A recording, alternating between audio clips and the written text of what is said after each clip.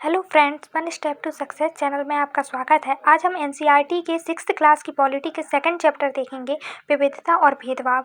संसार में 8 मुख्य धर्म को मानने वाले लोग हैं, जिसमें हिंदू, मुस्लिम, बौद्ध, सिख, ईसाई, जैन, पारसी, जैनिश, यहूदी सम्मिलित हैं। संविधान में 4 भाषाओं को जोड़ा गया है। पहले संविधान में 18 भाषाएं थी, अब उनमें 4 भाषाओं को और जोड़ा गया है, 22 भाषाएं हो गई हैं। ये 92वें संविधान संशोधन 2003 द्वारा जोड़ा गया है। 19वीं है बोडो, जो असम की भाषा है। 20वीं डोगरी, जो जम्मू कश्मीर की भाषा है। 21वीं मैथिली, जो बिहार की भाषा है। 22वीं संथाली, जो झारखंड की भाषा है। वर्तमान में भारतीय मुद्राओं पर 17 भाषाएं हैं। भारतीय मुद्राओं पर रुपये का चिन्ह 15 जुलाई 2010 में लागू किया गया था, उदय कुमार द्वारा। भारत में 100 से भी ज़्यादा नृत्य तथा उनकी विभिन्न शैलियाँ हैं। विकलांग शब्द को बदलकर खास ज़रूरतों वाले कहा जाता है। पूर्वाग्रह, जब हम किसी के बारे में पहले से कोई राय बना लेते हैं और उन्हें हम अपने दिमाग में बैठा लेते हैं, तो वह पूर्वाग्रह का रूप ले लेती है। सामान्यतः यह एक नकारात्मक धारणा होती है। उदाहरण के रूप में कंजूस, अपराधी। रूढ़िबद्ध धारणा, जब हम सभी लोगों को एक ही छवि में बांध देते हैं या उनके बारे में पक्की धारणा बना लेते हैं, तो उसे रूढ़िबद्ध धारणा कहा जाता है।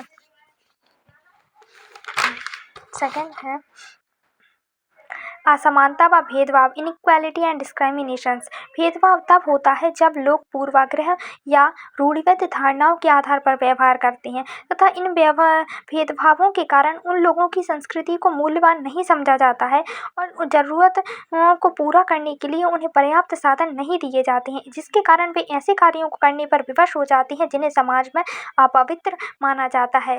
वे अपनी आजीविका में मछली पकड़ना, बर्तन बनाना, खेती बुनाई करना, बढ़ईगिरी करना, सफाई करना, कपड़े धोना, बाल काटना, कचरा उठाना आदि करते हैं। समाज में इन कार्यों को कम महत्व का, गंदा व अपवित्र माना जाता है। यह जाति व्यवस्था का एक महत्वपूर्ण उदाहरण है। दलित, जिन्हें समाज द्वारा दबाया व कुचला गया हो। दलितों को अछूत भी माना जाता था। सामाजिक पूर्वाग्रहों, भेदभाव ने दलित लोगों को दबा कर रखा है। सरकार ने दलितों को अनुसूचित जाति के वर्ग में सम्मिलित किया है।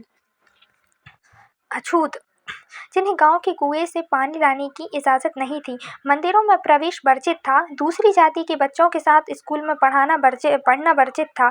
उन्हें कचरा उठाना, मरे हुए जानवरों को हटाना आदि कार्य दिए जाते थे। भीमराव अंबेडकर, जिन्हें भेदभाव का सामना करना पड़ा।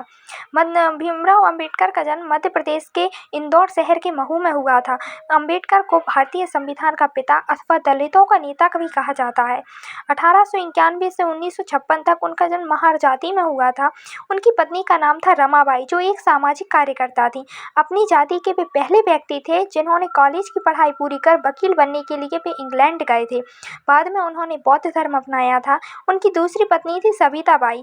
भारत के वे पहले विधि मंत्री अथवा कानून मंत्री थे। 26 नवंबर को राष्ट्रीय विधि दिवस तथा संविधान दिवस मनाया जाता है।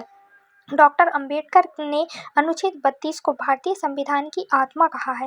भारत रत्न डॉक्टर अंबेडकर 32 डिग्रियों के साथ 9 भाषाओं के जानकार थे।